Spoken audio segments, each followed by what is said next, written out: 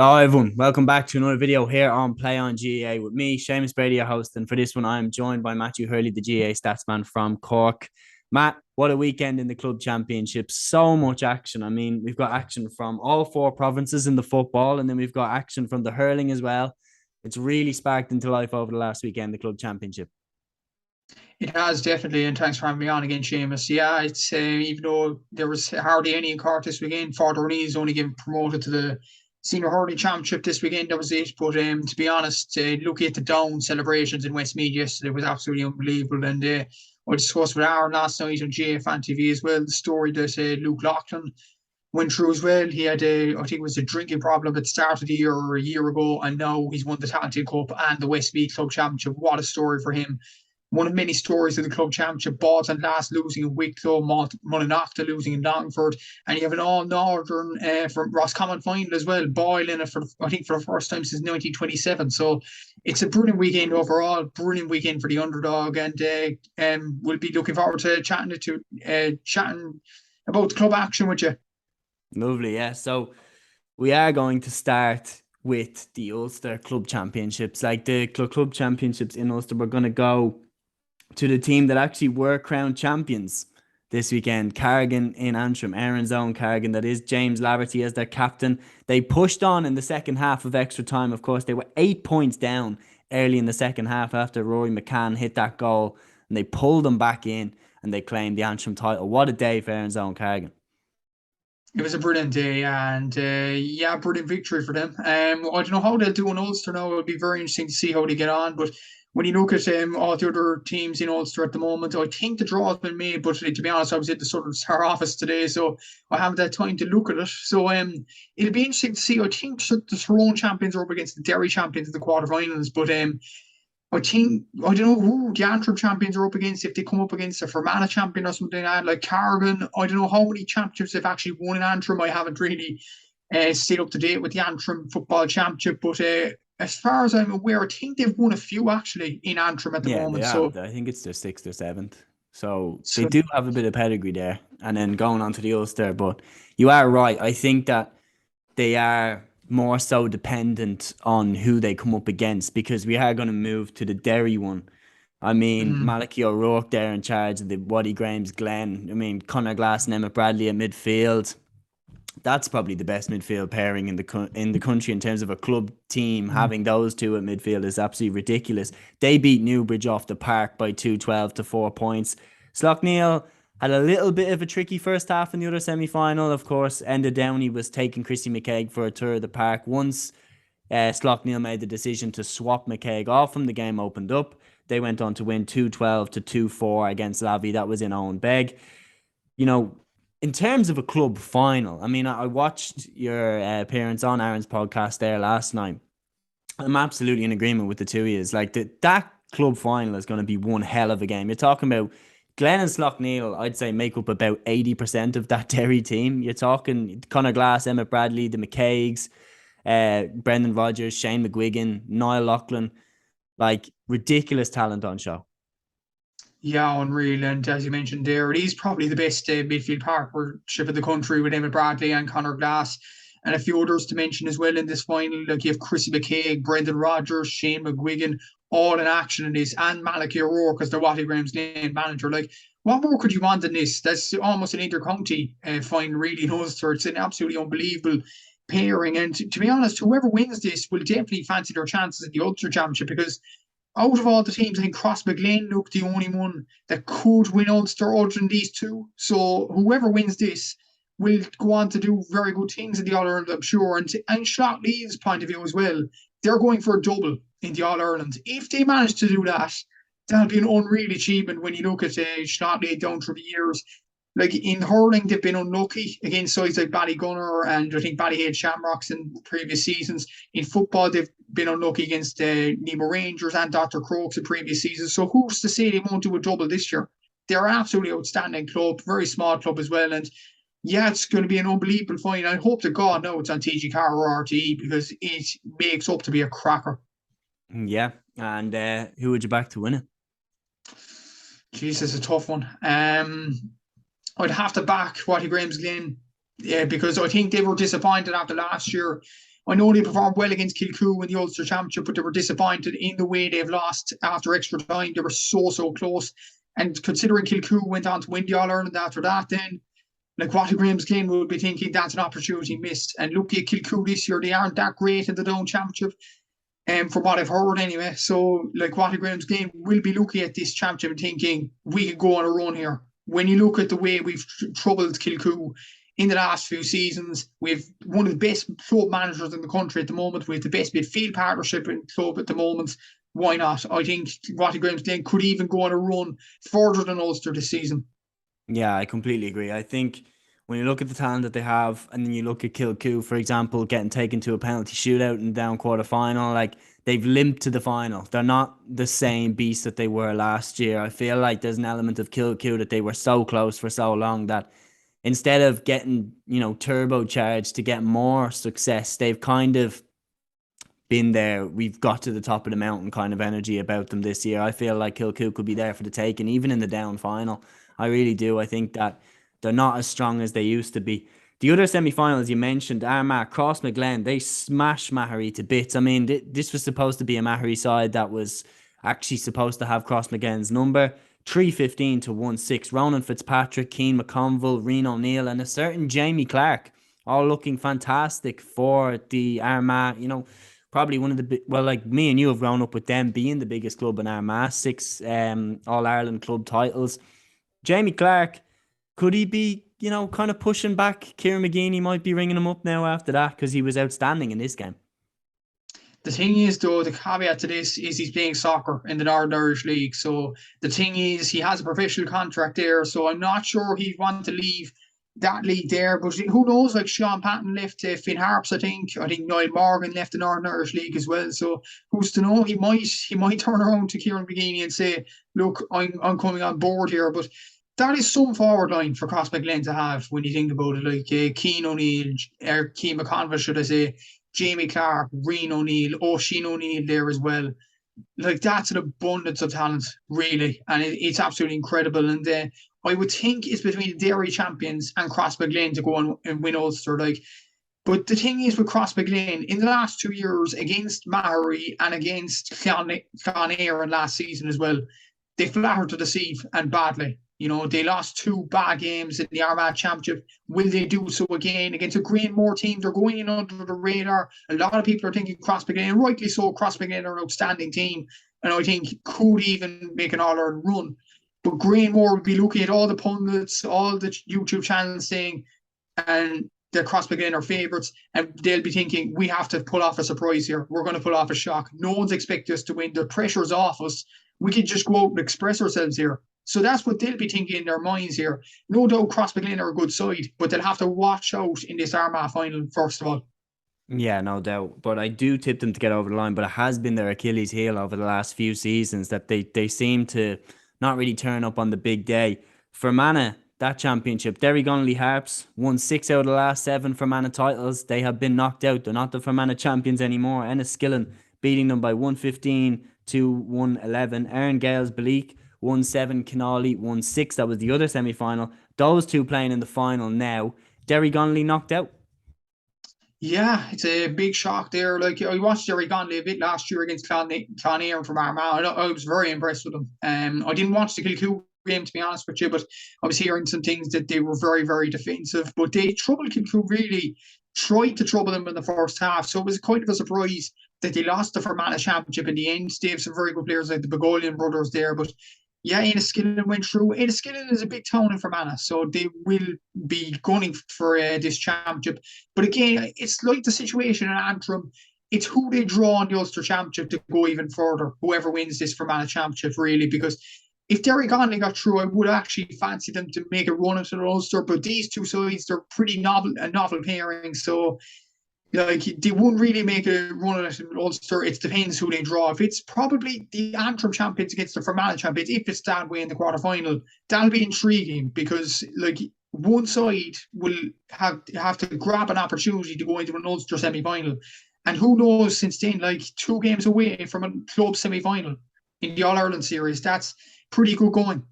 Yeah, that's outstanding.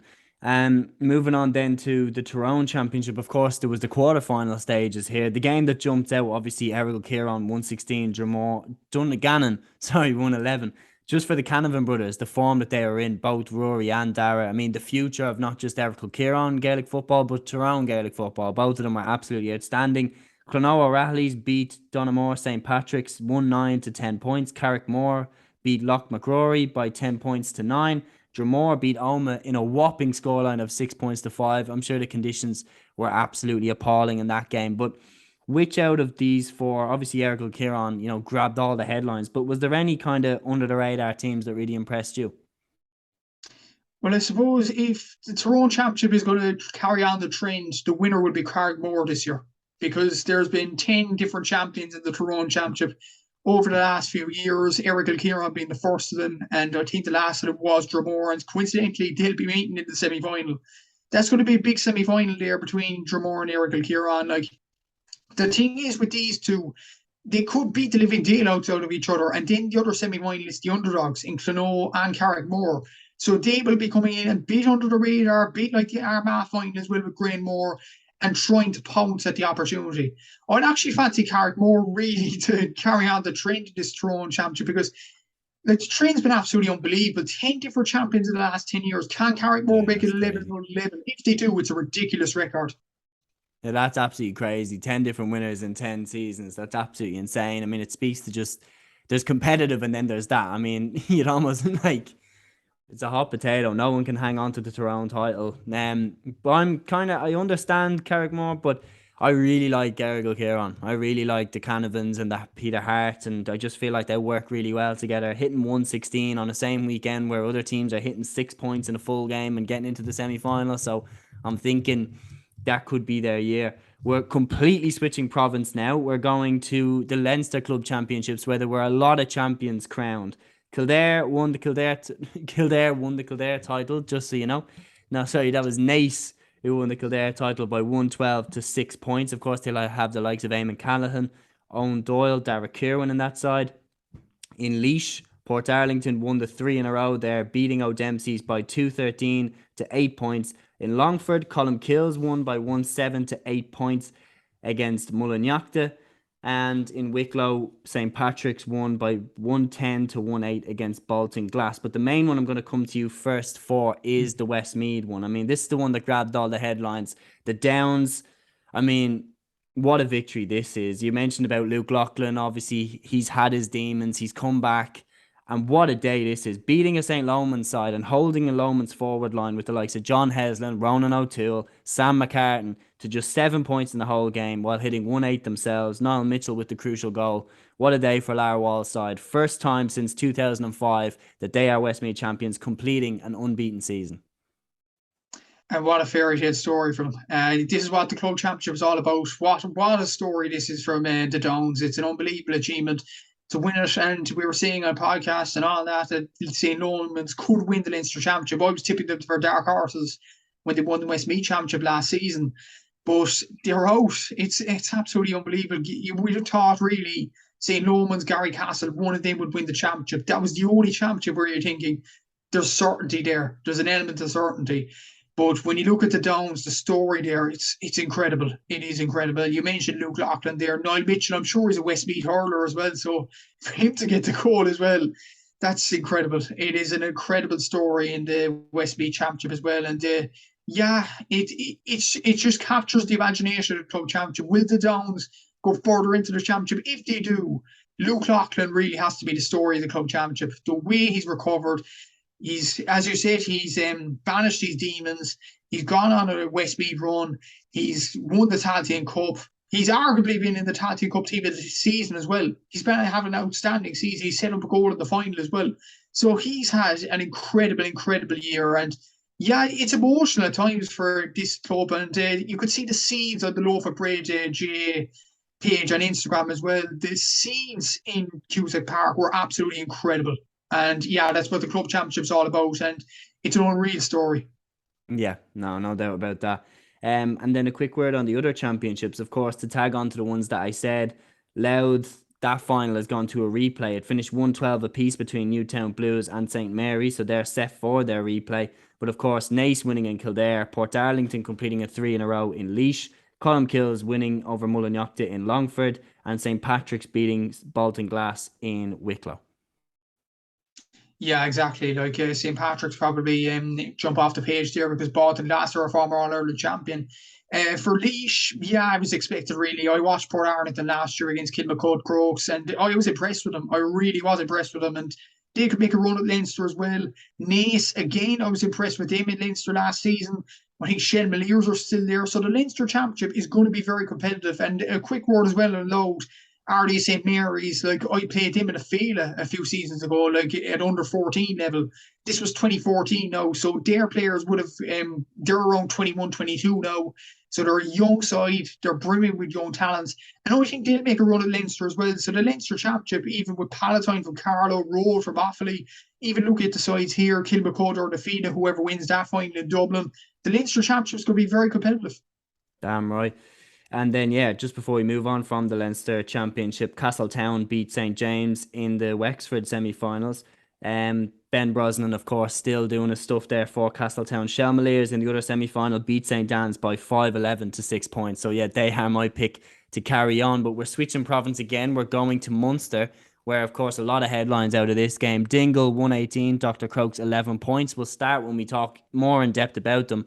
Field Rangers, of course, beat Austin Stacks in what was one of the shocks of the weekend by 111 to 11 points.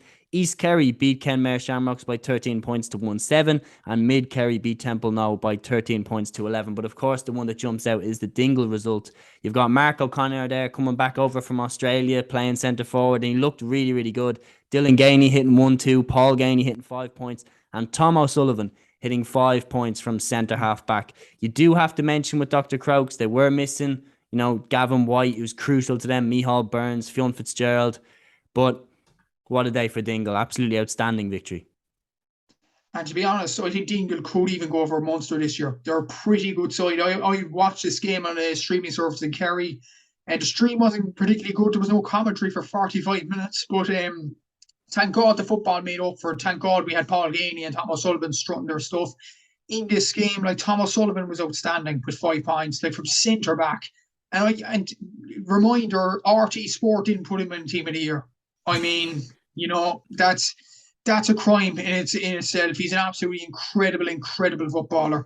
Paul Gainey, I said this on GAA Fan TV as well, he's probably one of the most underrated players in the country. Yeah, agreed. Dylan Gainey, pretty good. Barry O'Connor. Like, again, Conor Flannery from corner back, he was pretty good as well. He was very impressed with him. But as you mentioned with Dr. Crokes, missing all them talented players, but take nothing away from Dingle winning that game. And as for Field Rangers, it's a brilliant story because North Kerry are both synonymous for hurling. And for them to beat Austin Stacks, the champions, it's incredible. And I was hearing from a Kerry person that Austin Stacks would actually get relegated. The relegation playoff is between Austin Stacks and Kenmare Shamrocks. So whoever loses that is going to go down to the intermediate championship next season in Kerry. We thought the Kerry championship was mad. It's going to get madder, to be honest with you. East Kerry, according to Aaron and according to a few other people, they weren't that great and Dingle could beat them. To be honest, I think most people in Kerry would actually rather Dingle win it because they'd rather a club side go into the Munster Championship with their tails up. A bit like Stacks last year, but Stacks obviously fell short of the Bars, but they're hoping now Dingle could and I think Dingle could even beat the Bars. I know the Bars are a pretty good side in Cork, but Dingle, they're a pretty damn good side in midfield. In the attack, Tom O'Sullivan's an excellent player, so why not? They could even go for Munster this season. Yeah, no, the Kerry Championship makes absolutely no sense to me, how the champions somehow don't get to represent it and all this. I know that East Kerry, Mid Kerry, Field Rangers are all amalgamations of multiple different clubs, but like, it's just why they are doing it differently to everyone else just baffles me sometimes. But I hope that Dingle go on and win it. I really would love to see them. I'd love to see more of Mark O'Connor. I thought he looked absolutely fantastic, and he's the footballer that Kerry need to replace the likes of David Moore, and I think he'd slot right in there at midfield and be absolutely crucial for them because with his AFL background and everything, he'd be right there for it. I am actually tipping Dingle to go and win the whole Kerry Championship. I think that they are seriously good this year, beating Dr. Crokes, who, not so long ago were winning All Ireland Club Championships. So that can't be looked down on. Before I move on from Munster, in the Waterford quarterfinals, Clashmore, Kinsale Beg beat Kilmacthomas by 115 to 15 points.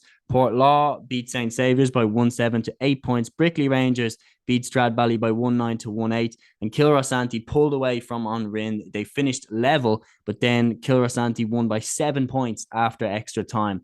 Moving province then to Connacht.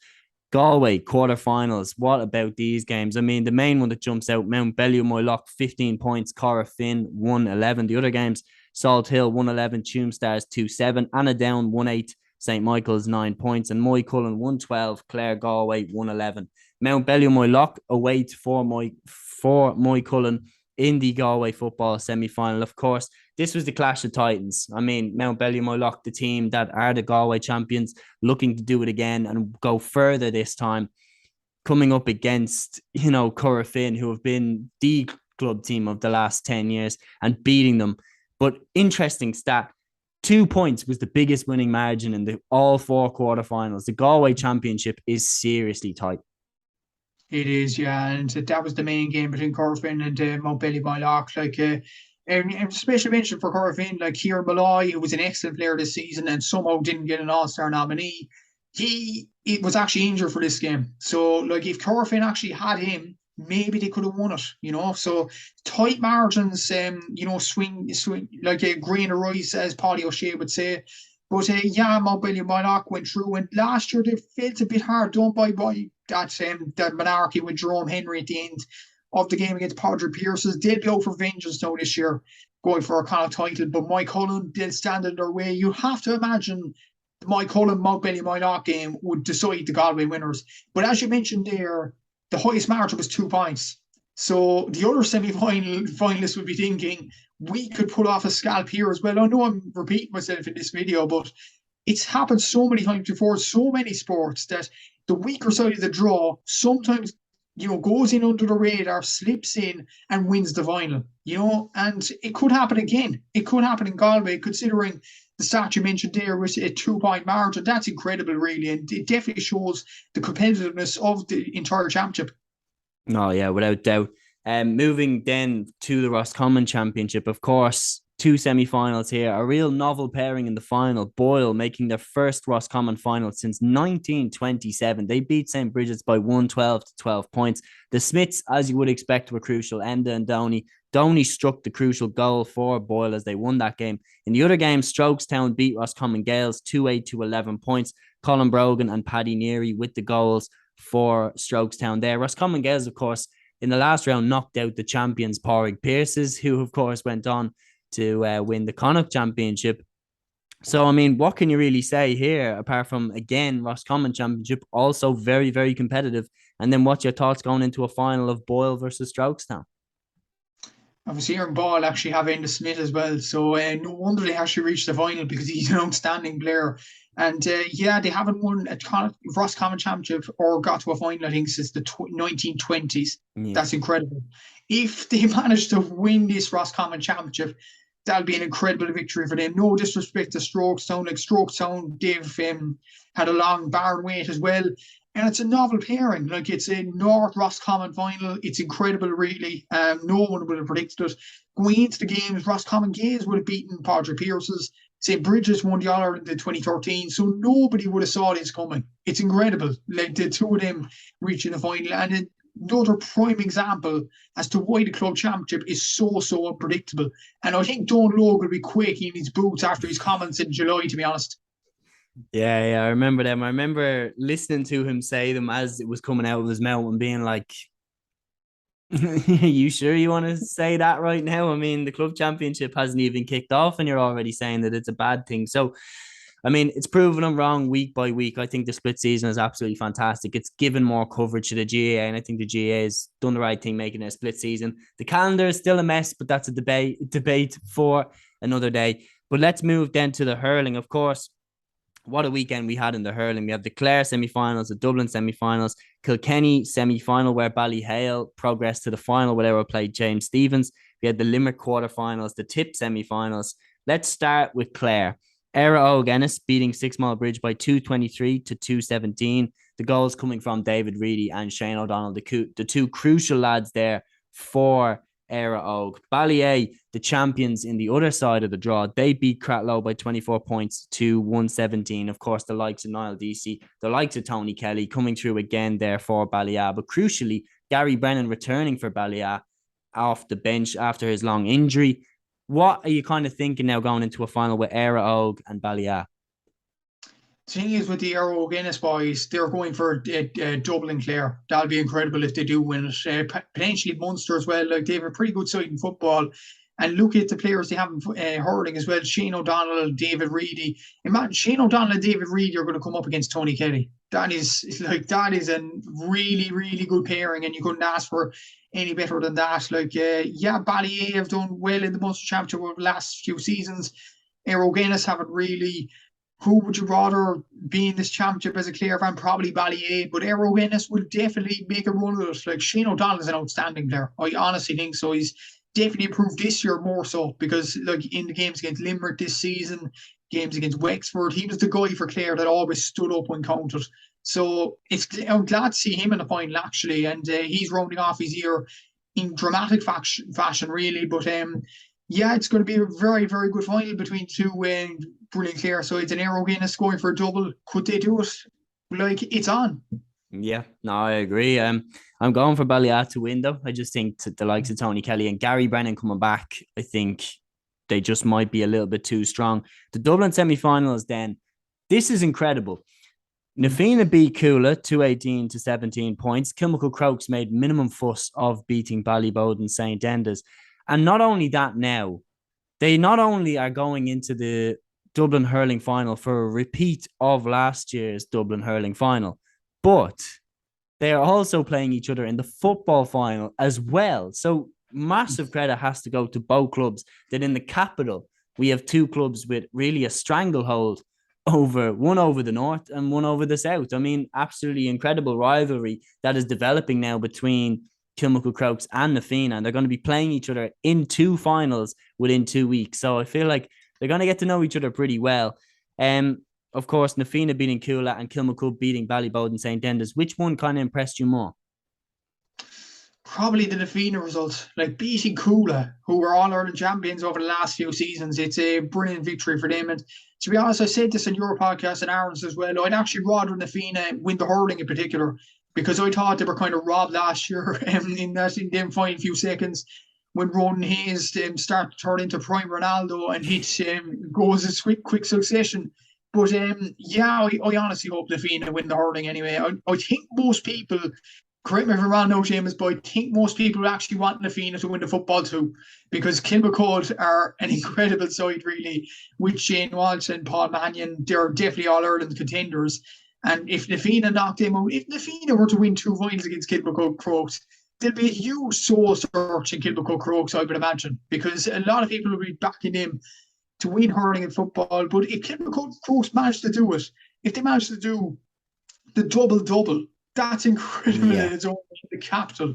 I mean, it's incredible, really. And if one side was to lose two finals, Jesus, imagine the scenes in the club then. It's going to be incredible. But yeah, fair play to both sides for reaching the final. North against South, I've heard it from yourself, I heard it from Aaron. This is going to be tasty, these two finals.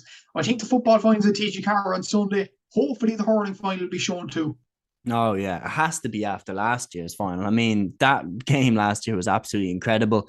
I mean, Shane Walsh being a Kilmacud Crokes reminds me of like when you'd play FIFA against your little brother or your little cousin or something, and you do Real Madrid against Barcelona, and then you'd play the game, you'd realize that your little cousin had transferred Ronaldo to Barcelona or something. Like, it just, Shane Walsh being a Kilmacud Crokes just isn't fair. He's too good to be in a team that good. It's crazy. But yeah, moving on then, of course, Kilkenny Ballyhale will play James Stephens. That's going to be right tasty. So Liberties beat Patrick's Well 113 to 14 points. They play Napirsig next. Doon beat Kildemo by 120, and then Kilmallock are going to play them next. Kilmallock, of course, the Limerick champions of last season. I mean, what do you think about first Ballyhale back in the final and then the Limerick quarterfinals, South Liberties and Doon picking up victories and moving on then? Yeah, I backed James Stephens to win the All-Ireland. I'm still going to back them. I believe in fairy tales. They're going to win. I think Brian Cody, if they were to beat Ballyhale it'd be an absolutely incredible achievement for them to go on and do it. Limerick, I'm incredibly surprised, and this is why people are kind of overrating the fact that Kilmacud have the likes of Paul Mannion and Shane Walsh. When you look at Patrick Swell's team, Cian Lynch, Cian Lynch wasn't playing yesterday now, but Dermot Burns, Aaron Gallan. Like, Dermot Burns and Aaron Gallan were arguably the top 2 players in the country this season, and they still can't get to a Limerick semi-final. I find that incredible, really. Yeah. The amount of talent they have, and to lose to South Liberties as well. And quick mention to Cork's very own Anthony Nash. I think he's in the South Liberties team. So fair play to him. I think he's Barry Nash's cousin, actually. So that's why he actually went to the South Liberties team, transferred from Cantor. But well done to him, reaching the Limerick semi-final, I suppose. But for Patrick Swell to lose at that stage in the quarter-final is incredible, considering the amount of talent they have. And yeah, the Limerick semi-finals are hotting up now. You would have to expect Kilmallock and the Pearshig to reach the final. I would say the Pearshig would be the strongest of the two there, but we'll have to wait and see, I suppose. Yeah, I agree with you. I'm going with Na Pearshig to get over the line. They're one of my favourite teams. I really like Na Pearshig. Kilmallock, I thought they looked good, and then they got to play against Ballygunner and they absolutely folded within the first 15 minutes, and Ballygunner just put them away. So I'd love to see Na Pearshig against Ballygunner. I think that'll be one hell of a game. Then, of course, before we wrap up the last one, the Tip semi-finals. Killadangan, they beat Drummond by 121 to 117. Dan O'Mara's goal in the last minute sealed it for Killadangan after Seamus Callan's goal had turbocharged the Drummond comeback. Kilruane, they beat Upper Church Drumbain by 217 to 114. Jerome Cahill looked so impressive for Kilruane, hitting a goal in 4. Keane Darcy hit the second goal for Kilruane, which really thwarted the Upper Church challenge. But that is it. Killadangan against Kilruane into the Tipperary final. Which of these two are you backing more?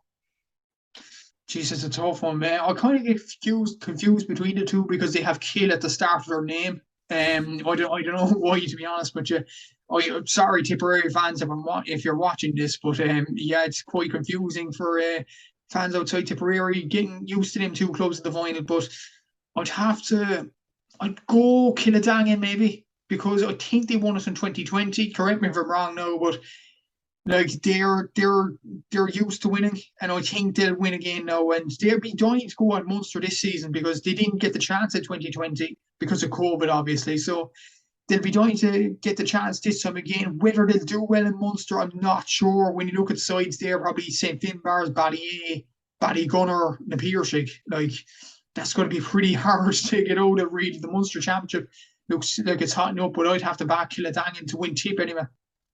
Yeah, no, I'd be agreeing with you there. I just like the way that they're playing Dan O'Mara. I think he's really impressive. His goal right at the end was a beauty, and that kind of finished off the challenge from Drummond Inch. And Seamus Callan was very good. Obviously, he got his goal, but I felt like they handled him quite well. Just before we wrap up, I'm just going to run through the other results in the club championship. So in Down, St. Pat's, Portaferry, they beat Ballycran, who of course were the Down champions last year. They beat them by 112 to 13 points. The Mayo hurling final also happened. That, of course, I'm just getting it up now. That saw Turin beat Ballyhonest by 114 to 2-5. In the Meath hurling final, Trim beat Ratoath by 113 to 110. So I'm pretty sure we've probably missed something. We've tried to round up all the action that has happened over the weekend, but my God, there is loads of it. But Matt, we're in for a treat. Next weekend's action is going to be incredible. It's going to be, yeah. And reminder as well, the Cork hurling final is on Sunday. I know the Dublin final is on at the same time, but this is a really good final. Blackrock against St. Finbarrs. Historic final, really. Like a lot of finals in the past few seasons have been like Sarsfields, Glen Rovers, Kelly coming up, but these are the two historic clubs in Cork hurling, so definitely one to look out for. And even in Kerry now, Dingle against East Kerry is a good one. That's not being shown on TV. I don't know why, to be honest with you. And it's the other Kerry semi-final that's being shown. I mean, tells you all you need to know what's wrong with RT, really, when you think about that. And then the Dublin final, that's going to be intriguing. I probably watch the Cork hurling at the same time, though. Who's the game at 2:00? I forgot. Oh, Jesus. But anyway, it's going to be a fantastic weekend of GAA action once again. And we're definitely going into the boiling point of provincial championships. I cannot wait for this. Yeah, me too. They're probably showing Fair City instead of the Dingle game or something now on RT schedule. But yeah, I mean, starting a petition here right now for RTE to make a GAA only TV channel. I think it's been something that has been needed to happen since the dawn of time, when Ireland obviously had their obsession with Gaelic games. Why RTE hasn't had just a channel of GAA is beyond me, when you have stuff like Man United TV and Liverpool TV and stuff like that, and they only have one game. So yeah, I'd be definitely pushing for that. But Matt, it's been an absolute pleasure having you on again. Thanks very much. Thanks very much, Seamus. Delighted to be on. All right, guys, that is the episode. I hope you enjoyed. Please like, subscribe, share, and comment. It really helps us out. And until the next one, take care.